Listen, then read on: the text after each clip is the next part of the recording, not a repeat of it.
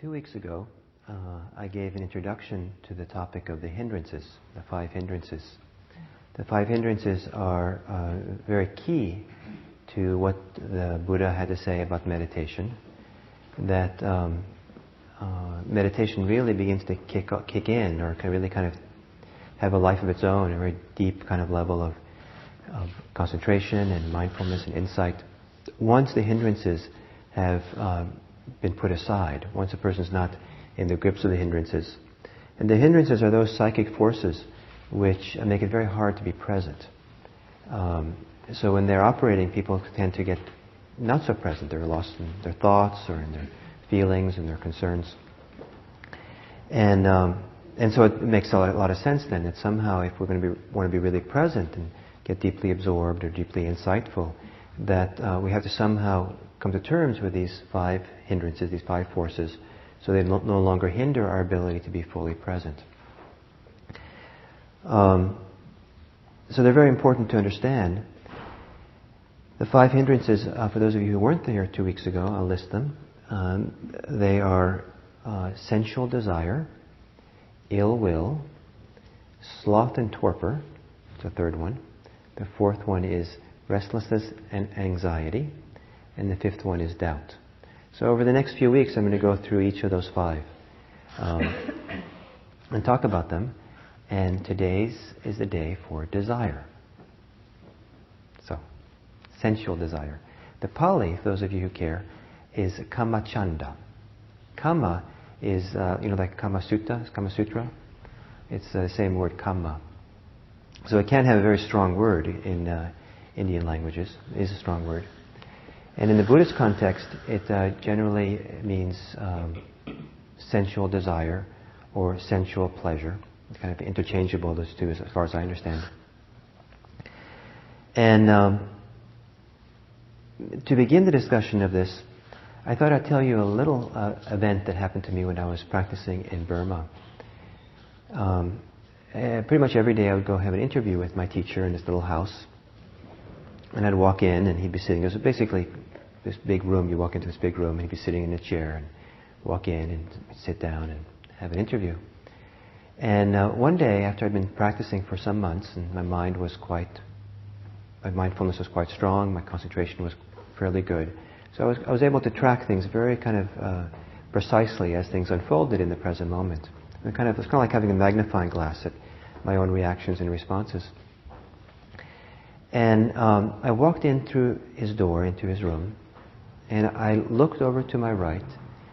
On his altar, he had a small altar, and there I saw there was a wooden Buddha, Burmese Buddha statue, that usually wasn't there. I'd never been there before. First time I saw it.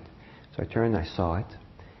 The next instant, I was aware of seeing the Buddha, and then there was an instant of pleasure, because it was quite a beautiful Buddha. And I saw pleasure arose in my mind. And on the heels of pleasure was, I want that. And it was kind of eye-opening for me, because in seeing that sequence happen, so usually I would have just wanted it. I would have seen it and I went, that's great, I'd like that.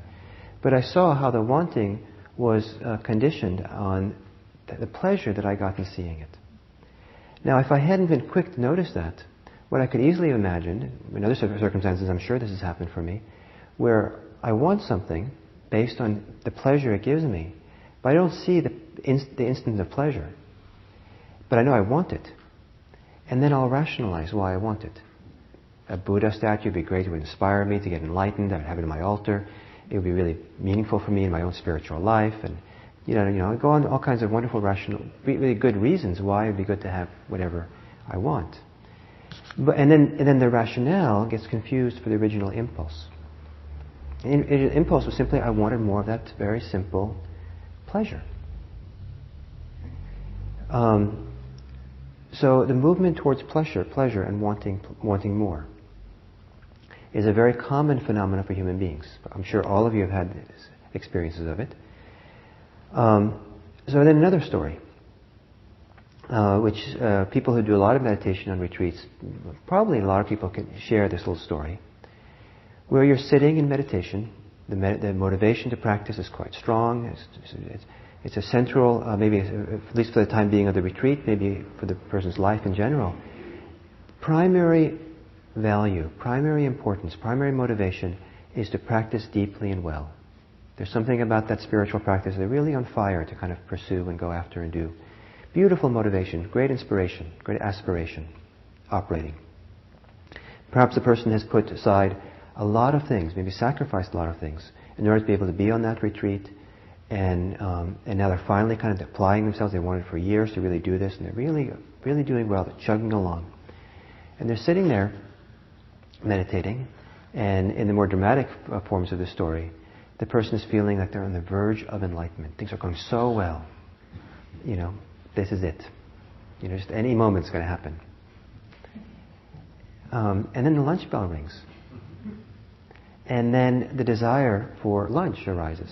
The pleasure of lunch. Forget about enlightenment. Suddenly that's become not so important. All this tremendous aspiration and wish to really practice deep, lunch is more important. Lunch could wait 10, 15 minutes while you get enlightened, but it's like now.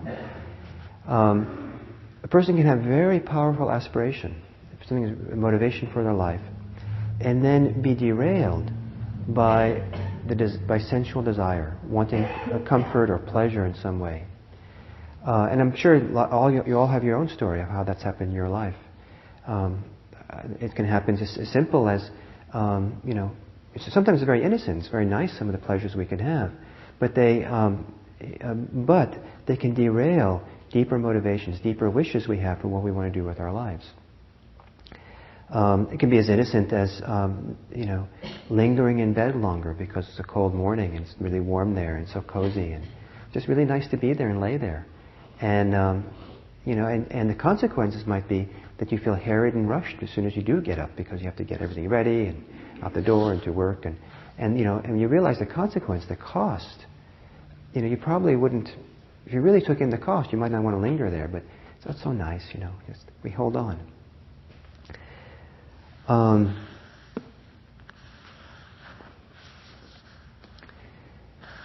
Now this operates, when the Buddha talked about the 5 hindrances, he talked about it in relationship to meditation practice. It applies to elsewhere in our lives. But if we kind of limit it now just to meditation practice, what we're trying to do in meditation is to be engaged, be present for what's happening. And as the mind gets pulled into wanting sensual pleasure, it's actually usually leaves the present moment a little bit. Sometimes it's very clear it does that, because the pleasure is not happening right now. And so it becomes entering into the world of thought, into the world of projecting into the future, of what we want in the future. And we get mesmerized by that wanting, by that thought, by that fantasy, and we get pulled into it. Sometimes in meditation practice it can be quite strong, where there can be a very strong fantasy of desire, what we want, some pleasure, and it's so captivating that we just fall into this fantasy for minutes, hours, days. It can be sexual fantasy. It can be fantasies about vacations. It can be fantasies about food. It can be fantasies about all kinds of things. It can be fantasies about how you want to have a really wonderful meditation experience. You kind of you're engineering, fantasizing what it'd be like if you really could be filled with bliss instead of knee pain. And sometimes desire fantasies are very pleasant in and of themselves. So the allure is not the imagination of the pleasure that's going to come, but the hook is the pleasure that's right there in the fantasy. It's so pleasant. And so there we go, kind of the mind, I'll go there.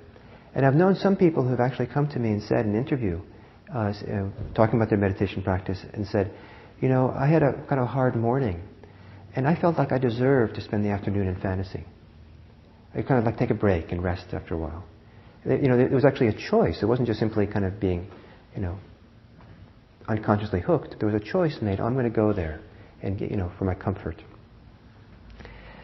I've known people in meditation who have a very, all of us, I shouldn't say some people, all of us, who have some degree, some attachment to comfort. And that attachment to comfort makes it very hard for them, or willing for them, to stay present when things are uncomfortable. Sometimes that desire for comfort comes along with the belief that a successful human life is one that's comfortable, when there's pleasure. And if there's some discomfort, it's a symptom or a sign that something is amiss with me. I haven't made the right choices, or the retreat center is the wrong retreat center, or this is the wrong practice, or kind of be judging something outside as being amiss. Because if things are really right, there would be a lot of pleasure or a lot of comfort. And so that belief then kind of makes the mind kind of reactive. It pulled into the world of desire in some way or other. Sometimes in meditation there can be a lot of pleasure. And this is one of the paradoxes around pleasure, is that sensual pleasure can be an obstacle to going deep in meditation. But going deep in meditation is one of the most sensually pleasurable things a person can do. So it's kind of like sometimes it's a matter of kind of sacrificing this really deep possibility of, sensual pleasure that can come with meditation for something that's much more kind of superficial or less, juicy. But then sometimes, because meditation can be pleasurable, sometimes people get attached to it and they hold on to it. And that holding on then prevents a person to really connect more deeply with the present moment, to really be full here or awake to what's going on now. Attachment constricts or contracts the mind or the heart. And the movement towards freedom is one of opening it up. So as soon as the mind latches on to a desire, it's lost its freedom.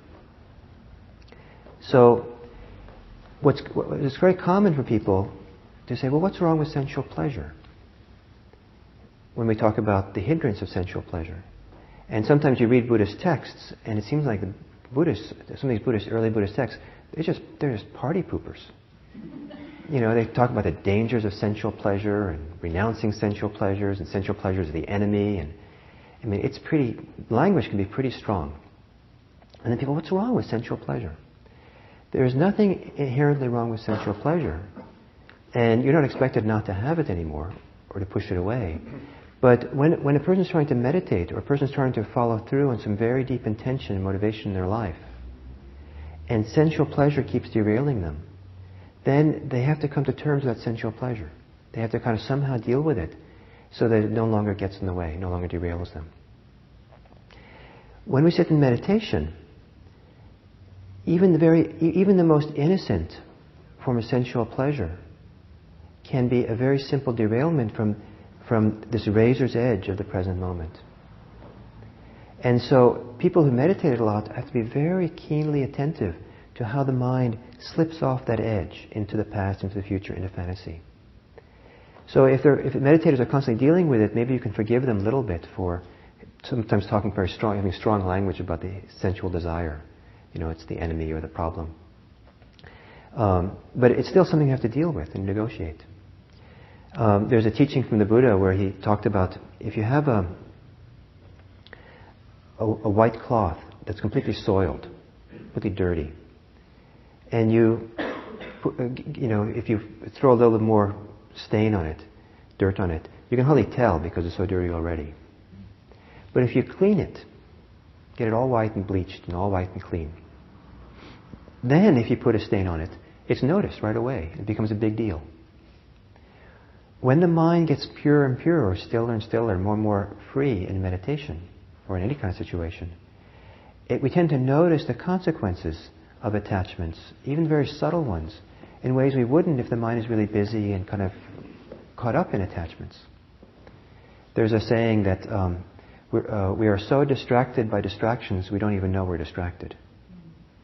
We can be so caught up in attachments that it kind of blinds us from really realizing the cost of being attached, being gripped in the grip, being addicted.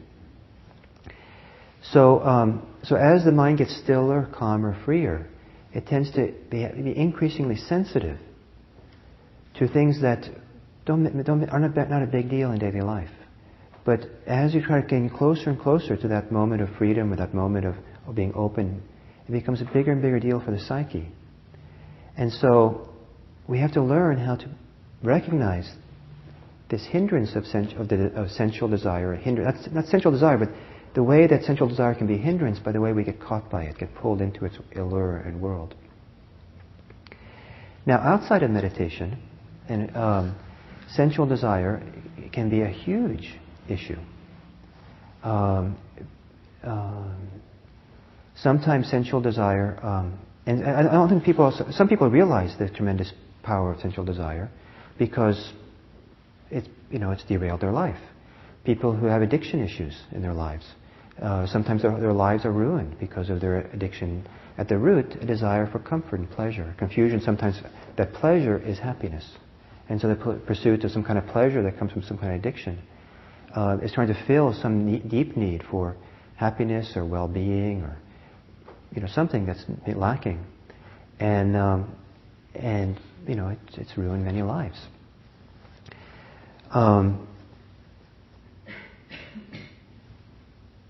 It can ruin friendships. For example, if sexual desire, just the desire for pleasure sexually. Jack Kornfield likes to ask a show of hands: who here has not made a fool of themselves with their sexuality? So I'm not asking you to raise your hands, but usually when Jack asks, who hasn't made a fool of themselves with their sexuality, no one dares raise their hand. And so I don't know, maybe, the one or two people for whom it's the case, they're embarrassed to say, well, in any case, the desire for sexual pleasure sometimes can cause huge, devastating problems in marriages and all kinds of places. And sometimes at the root of it is simply a desire for pleasure.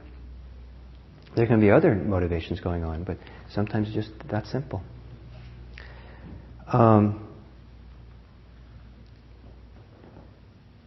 there's many kinds of sensual pleasure. An interesting one for a few people is the pleasure of their intellect. And some people find their intellect, their problem-solving capacity of their mind, their capacity of the mind to think and imagine and solve problems, is so pleasant, so pleasure-seeking, that it can seem like a grand thing they're doing, but they're simply pursuing that because it brings them pleasure. The pleasure is the motivation. So it doesn't have to be sexual pleasure or, the pleasure for food, but it can be other things too. That, like intellectual pleasure. That's where we get grabbed and hooked. And I've known a couple of people whom it's been very hard for them to meditate because the pleasure hook that they have is in the intellect. Thinking and imagining and kind of solving problems and analyzing. And it brings them a lot of pleasure, and that's where they go.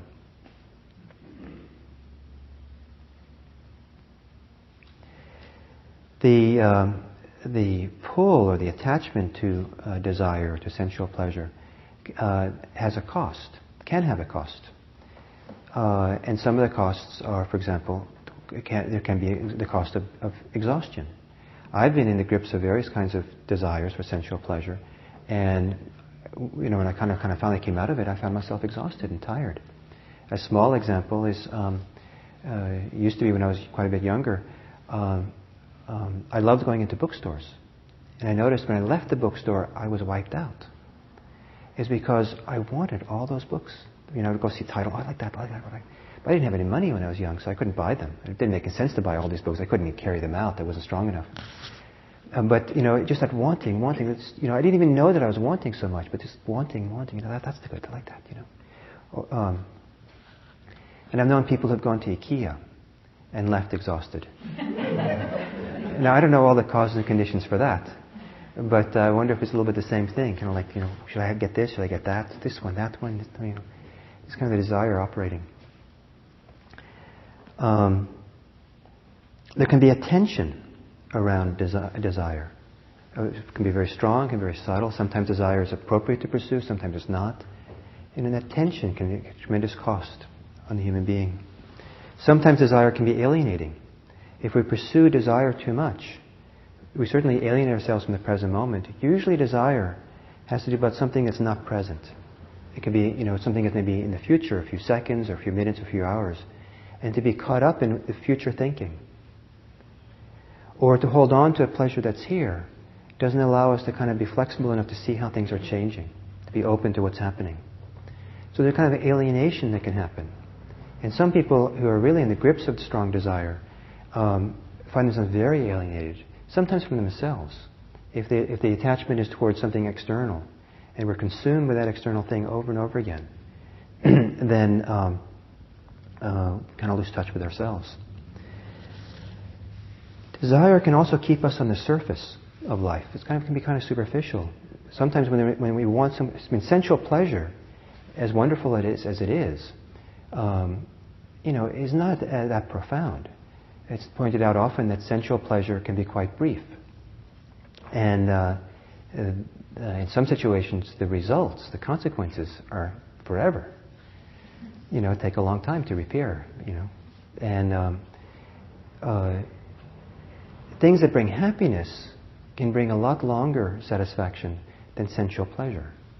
And so the fleeting kind of lure of sensual pleasure that's going to do something for us, it can be very temporary. So it keeps us on the surface. Sometimes away from some depth of subjective experience, some ability to really feel something deeply and subjectively, depth of who we are. Desire can lead to poor judgment.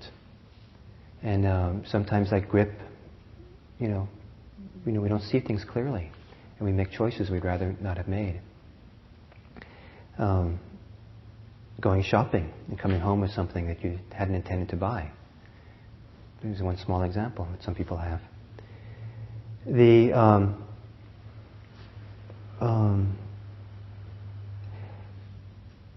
It's very interesting to look at this issue of how we rationalize the desires.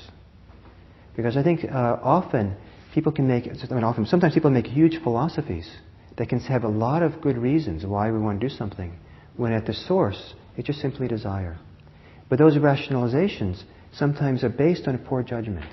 They're trying to fit our life, or try to explain a reason, when the real reason is different from their rationalization. So I've known people who have very good kind of minds for rationalizing, will argue their case really good, and you get the sense that they can argue anything. They take any position at all, but what's really at the source of motivating them is they want their pleasure. They want things their way. And so they'll argue whatever way it is. But that's the very simple source. It's amoeba-like movement towards desire, to wanting things.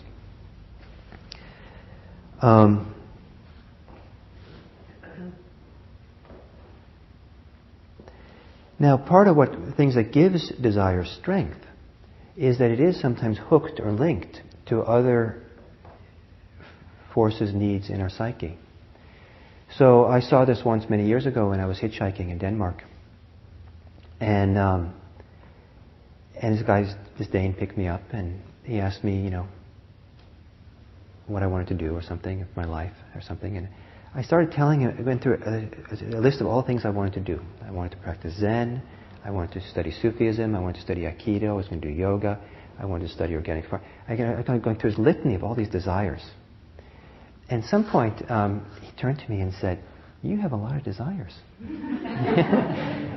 And that was kind of like a wake-up call. I didn't know. I guess I do. I mean, all the things that probably I listed, I couldn't do them in one lifetime. But I thought they were all reasonable. And since then, I've kind of reflected. What was involved with that desire that I had. I was giving him, telling him this litany of desires. And one of the things that was operating there in that conversation in the car was my self-image. And so I had those desires, but those desires were linked to my self-image of how I wanted to be, who I wanted to show myself to the world, how I was going to represent myself to others. And that gave that desire greater strength. I was trying to build a certain self up. It was certainly desire for pleasure was operating in some of that. And some of it, just in the conversation, it was pleasurable for me to kind of get into this fantasy of who I could be. It was great. Just the pleasure of it. The imagination. It's a lot easier to imagine yourself as being someone wonderful than it is to be someone. Whatever the pursuit you want to pursue. Some of the things that get hooked onto desire is a desire for security. If this will provide me security if I have this. It's part of the rationalization process.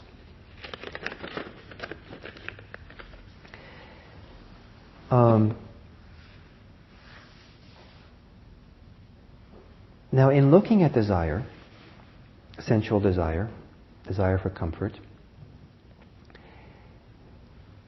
from the point of view of meditation practice or mindfulness practice, there are generally two different avenues of advice of how to work with it, how to deal with it. One has to do with the nature of the object that we're desiring. And the other has to do with the nature of the subject, the person inside, how we are. So sometimes Buddhist texts will talk about looking at the object of desire and looking at its danger, looking how there's problems there, there's difficulties there, or look at its undesirable qualities, undesirable aspects. And so, for example, feeling a desire for food. You've already, had a good meal, and you feel quite content, and there can be the sensual desire for more pleasure. And that cheesecake, blueberry cheesecake, seems really good that they have on the menu, and then the waiter even comes along and shows it to you. And you feel, it's just a movement towards desire. It'd be so great to have that, even though you feel content. But if you look at the object and say, well, if I eat more of that, I think I'll get sick. And so you say, well, that desire is a little dangerous for me because I'll probably get indigestion, I'll get overly full, I'll get groggy or something if I eat it. So sometimes texts talk, look at the object. It's not what it seems to be. It's not going to do for you what you hope, what you're hoping it would do. Are you really? If you really go out and buy, almost anything. I can't think of anything in the moment, but you all know the advertisements that have these really sensual people advertising, paper clips.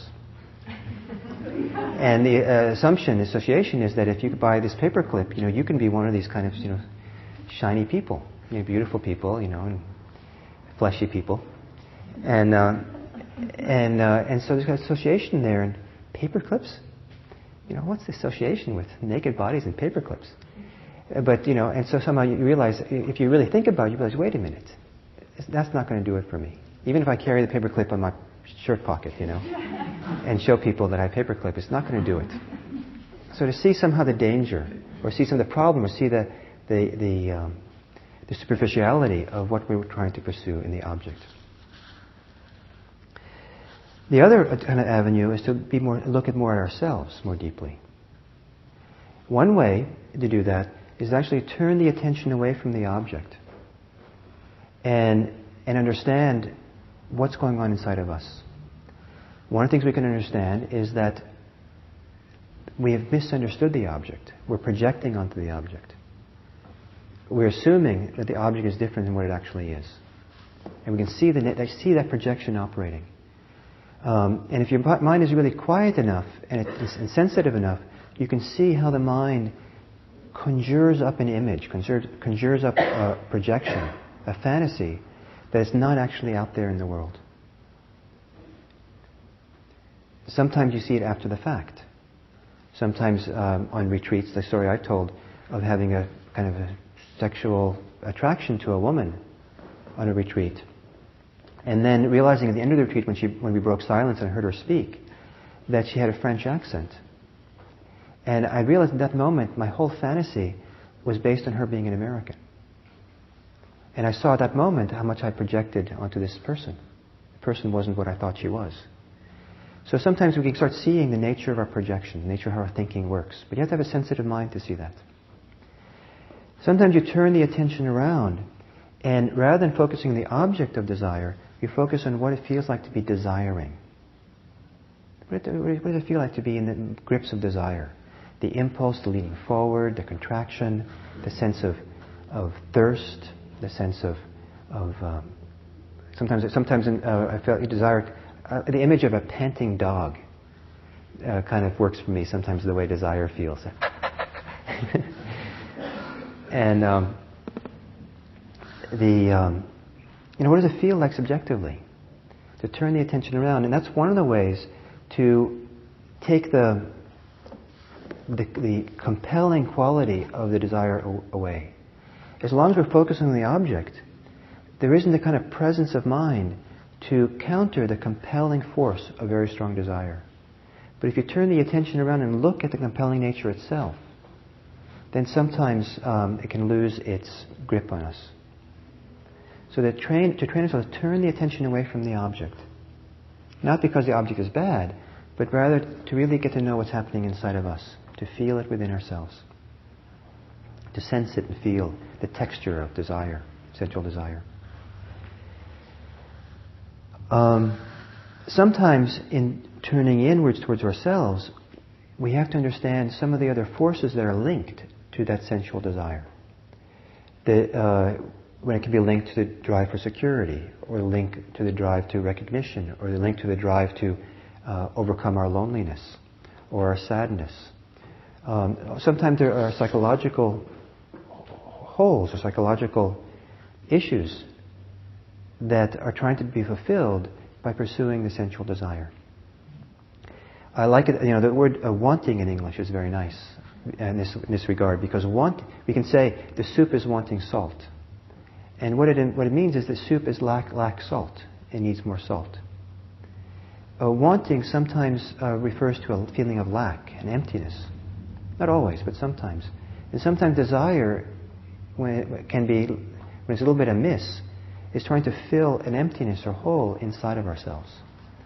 So one of the things to do is that when we turn the attention away from the object of desire to feeling ourselves, sometimes we have to feel that place of discomfort inside of ourselves. You're standing in front of the refrigerator for one more piece of cheesecake. And you stop and you say, okay, what's going on here with myself?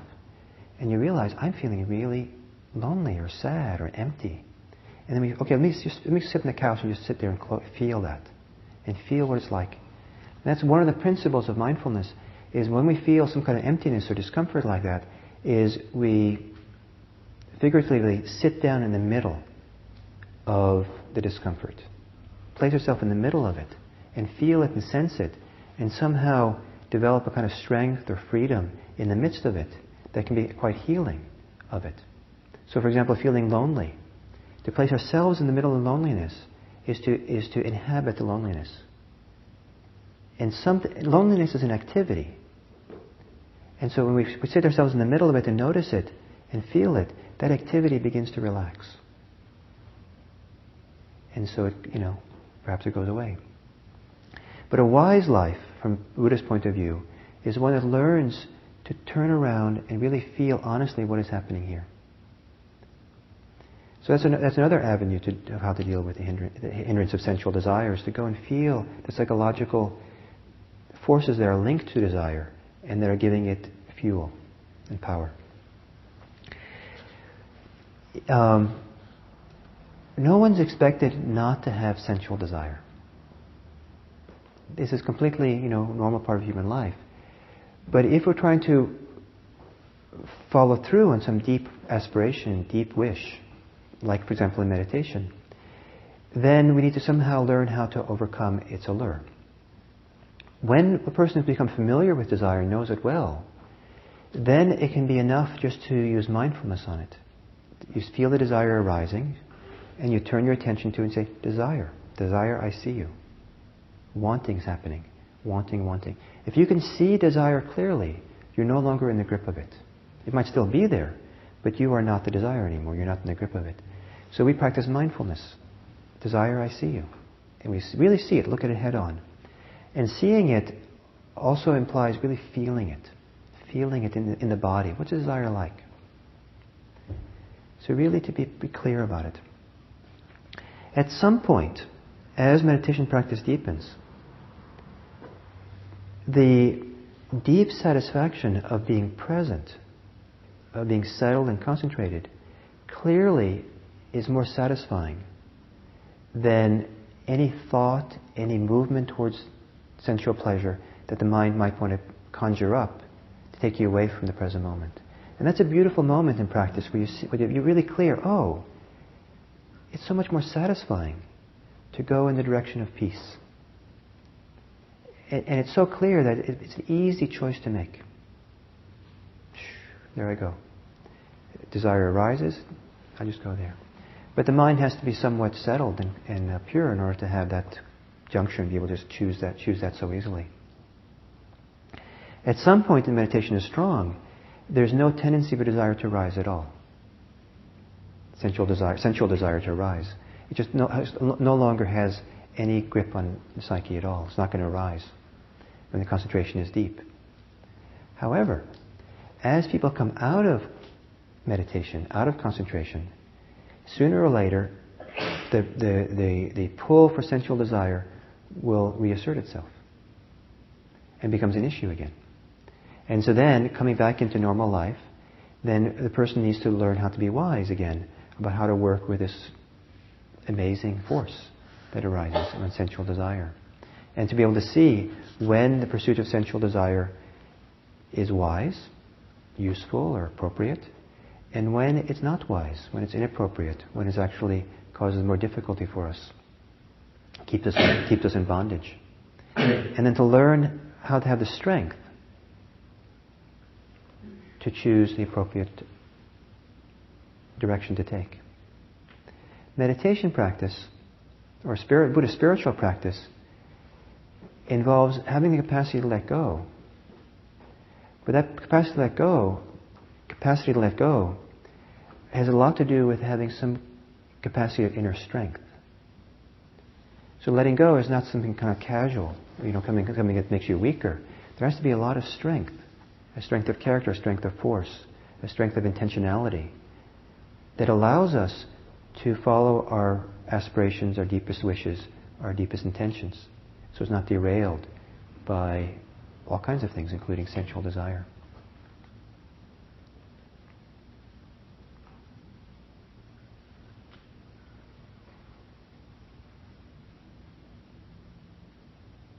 So maybe that's enough. What do you think? So your turn. If you ever want to ask any questions or comments, yes, please.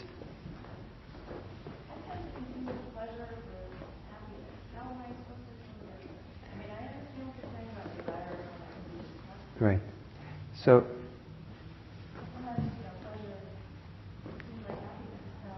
the question is, how does we distinguish between pleasure and happiness? Because sometimes there's a confusion around it. I think that one of the ways to answer that question is to begin studying both of them more carefully. And then in your own experience, begin to discern the difference between what is pleasure and what is happiness. My suggestion, essential pleasure has to do with the senses. Pleasure has to do with the senses.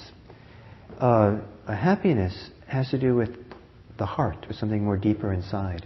And it's not necessarily, you don't identify with a sense door. Even though there might be sensuality with happiness, the happiness itself is something deeper.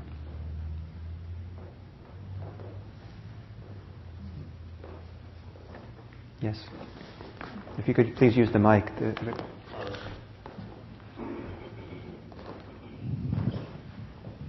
This might sound like a strange question, but I was just imagining eating a piece of chocolate cake when you were talking.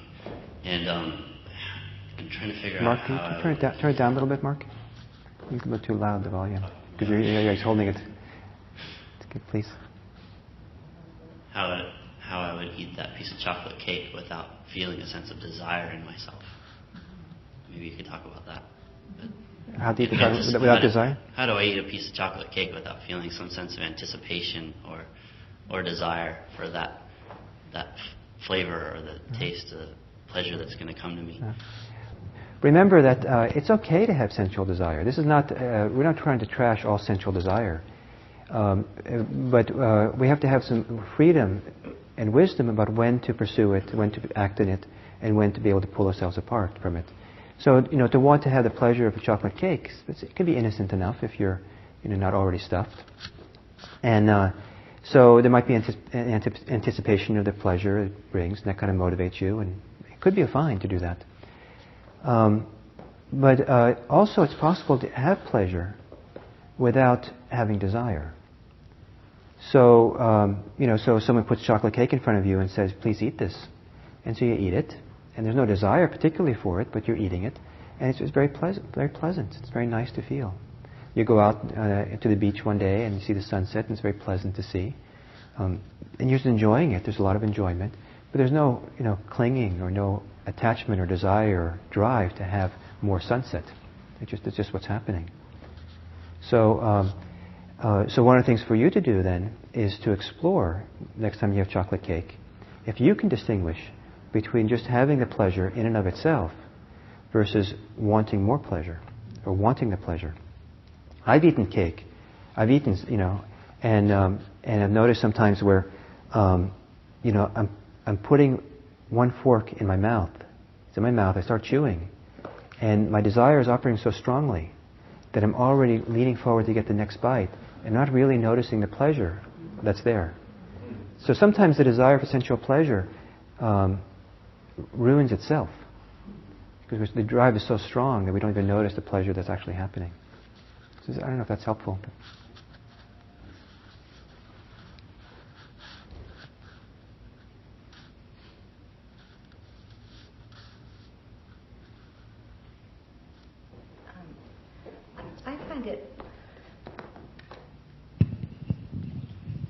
I am a little confused. When you answered that other question, you said, well, it's sensual desire when there's some sense gate.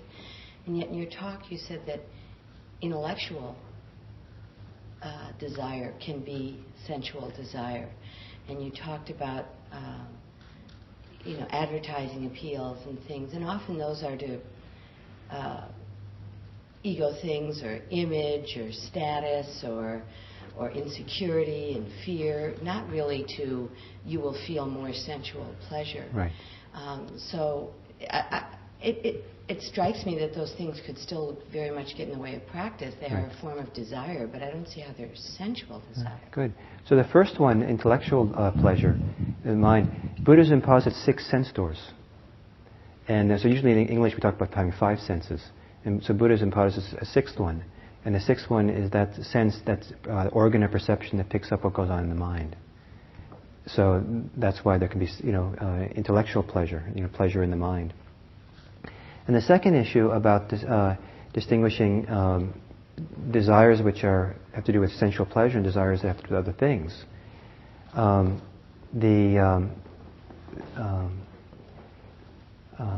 It's possible that I was being sloppy and kind of, bringing into this sensual pleasure thing other forms of desire. But sometimes other things, have at their root sensual desire, even though they might seem like other reasons. But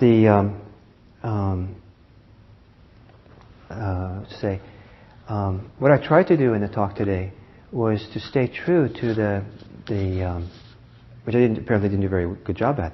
I tried to stay true to the idea that kamacchanda, the first hindrance, is the hindrance of sensual pleasure. Usually when I and other people give talks about the first hindrance, we cover all desires as part of it. So there's a kind of sometimes it's easy to kind of bring in other forms of desire once you start talking about sensual desire. So I was trying to keep it just with sensual pleasure, but I failed. So that's the way it goes. It's always good to see a Dharma teacher fail.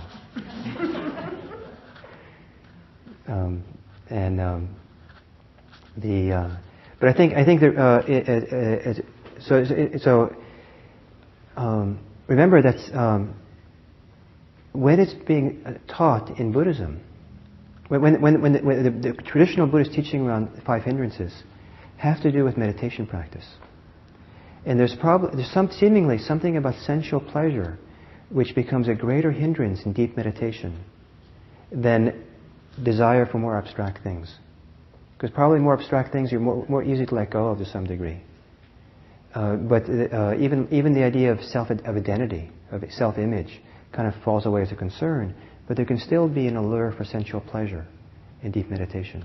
Partly because in deep meditation itself can be very pleasurable.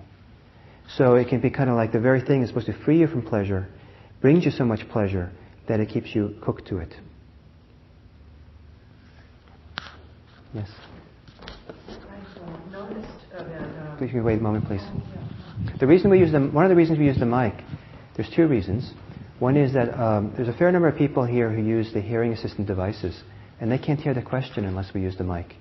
And the other is that there are a good number of people who listen to these talks on the web, and they won't have a chance to hear the question either. So the people in Mongolia, places like that, they're listening to you.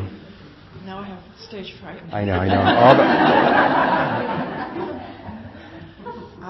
I've noticed, particularly since the results of the election were announced, that I would think, okay, I'm okay with this, I'm dealing with it. Then I realized I'm doing all this incredible nervous eating. And, there's not enough Helen. You can't eat it. Go write this down here. It's almost unconscious. Yeah. Very uncomfortable. I really feel very out of control in that way. Yes. And under a lot of suffering. I understand. A lot of people like you. And I've been talking to people who've been in tears. Yeah, I'm like right near there right now. Right. So, and real problem sleeping because of waking up and well, at least I'm not getting up in the middle of the night doing a lot of nervous eating. Giving it a break in the middle of the night. But I realize, especially like at work, that there's not enough, and I'm not hungry at all. And I'm eating things I'm not even interested in. Just like to try to calm, and I'm getting it. It's a sensual. It's the nervous system going after a sensual object to quiet the anxiety and the anger and the feelings. I don't know what to do. Right. So, thank you. Oh.